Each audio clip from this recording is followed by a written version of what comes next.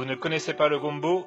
C'est normal. Le gombo est très répandu en Afrique, en Amérique, en Asie, en Inde, bref, un peu partout, sauf en France. Mais le gombo est un légume qui a montré avoir de très bons résultats pour réduire le diabète.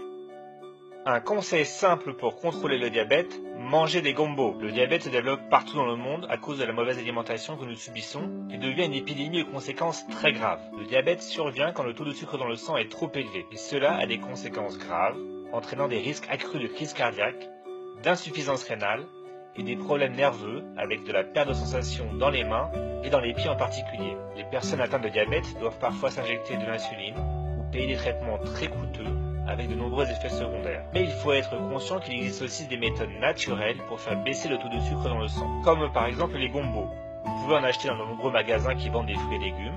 C'est un légume vert qui ressemble un peu à un gros piment, même si ça n'est pas épicé du tout. Les gombos sont aussi appelés cabot sur l'île de la Réunion, calou en Guyane et gnanuya au Maghreb. En plus d'avoir un effet positif sur le contrôle de la glycémie, les gombos possèdent de nombreux avantages pour la santé. Ils sont une source de fibres alimentaires, d'importantes vitamines et minéraux, ainsi que de puissants antioxydants.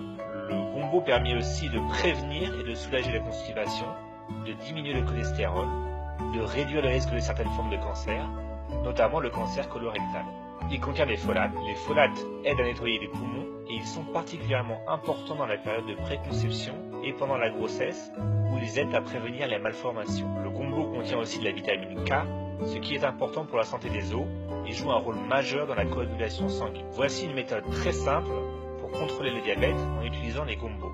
Il faut commencer par laver les gombos et il faut vraiment bien les laver en utilisant une brosse à légumes ou du papier essuie-tout par exemple. Coupez ensuite les deux extrémités. Piquez les gombos avec une fourchette sur les côtés ou divisez-les en deux. Placez les gombos dans un récipient et remplir d'eau à température ambiante. Couvrir, puis laisser reposer les gombos pendant la nuit. Le lendemain, vous pouvez retirer les gombos de l'eau et vous pouvez maintenant boire cette eau qui est un véritable remède contre le diabète. Vous allez voir que cette eau est un petit peu gluante car les gombos sont par nature un peu visqueux. En fait, c'est parce que les gombos sont très riches en fibres solubles. Les fibres solubles sont importantes pour vous maintenir en bonne santé. Elles jouent un rôle primordial pour ralentir la digestion des glucides et aident donc à limiter les pics de glucose dans le sang après les repas. Si votre taux de sucre dans le sang est régulièrement trop élevé, vos reins sont peut-être parfois impactés négativement. Mais cette méthode permet d'aider à prévenir la détérioration des organes par le diabète. Il est aussi recommandé d'ajouter des recettes à base de gombo dans votre alimentation de tous les jours.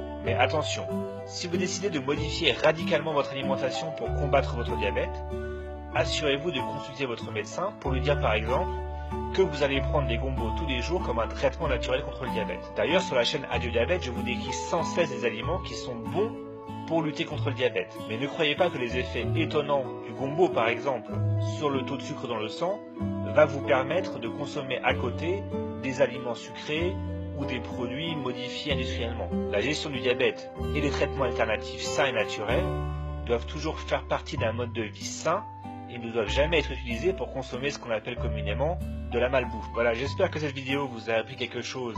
Et si c'est le cas, n'hésitez pas à mettre un j'aime sous la vidéo et à partager cette vidéo avec quelqu'un que vous connaissez et que ça peut aider. Bonne journée à tous.